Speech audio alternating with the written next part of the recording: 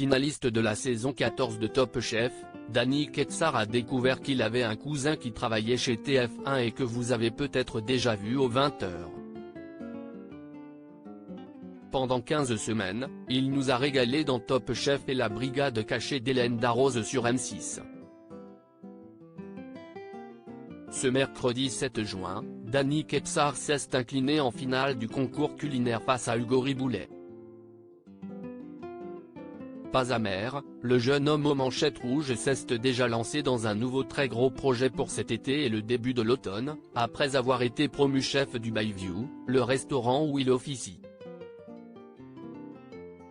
Si Hugo a choisi d'investir ses gains et d'en conserver une partie pour des projets futurs, Danny aurait lui choisi de faire plaisir et d'aider financièrement ses proches.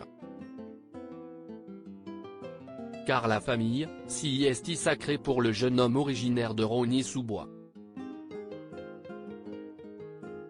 Danny Ketsar, Top Chef 2023, a découvert qu'il avait un cousin connu. Comme il nous l'avait confié en début de saison, Danny Ketsar est issu d'une longue lignée de cuisiniers. Mon grand-père a travaillé chez Lucas Carton, une maison étoilée, note de la rédaction. Dans de grandes maisons, il a été chef privé pour la famille Rothschild. Il y a juste mon père qui a sauté son tour en devenant plombier, nous avait-il expliqué. Mais cette fois, dans la famille Ketsar, je demande. Le cousin. Car une autre personne porte ce patronyme dans le paysage audiovisuel français, Yannick Ketsar. Spécialiste de l'innovation, le journaliste intervient régulièrement dans le JT de 20h de TF1.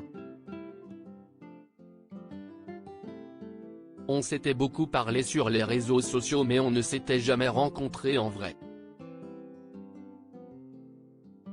Ses grands-parents viennent du même village d'Algérie que les miens.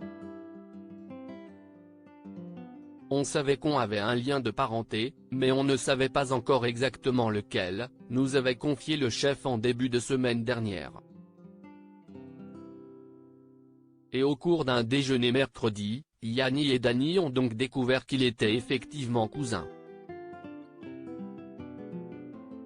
Danny Ketsar, le finaliste de Top Chef 2023 sera tout l'été à Paris. Si vous avez envie de goûter la cuisine du finaliste malheureux de Top Chef, pas besoin d'aller jusqu'en Suisse. En effet, à partir du 24 juin et jusqu'à la fin des beaux jours, le protégé de Michel Roth sera aux manettes d'un projet situé quai de Suffren, au pied de la Tour Eiffel.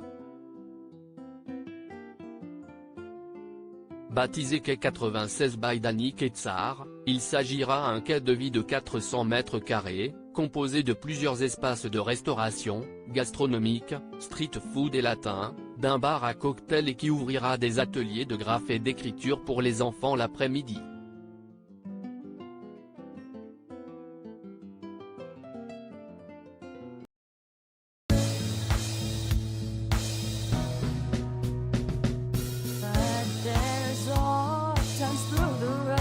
I think you can let me know. Sit back, let me help you out. Just step back, you seek, so I see you out there on your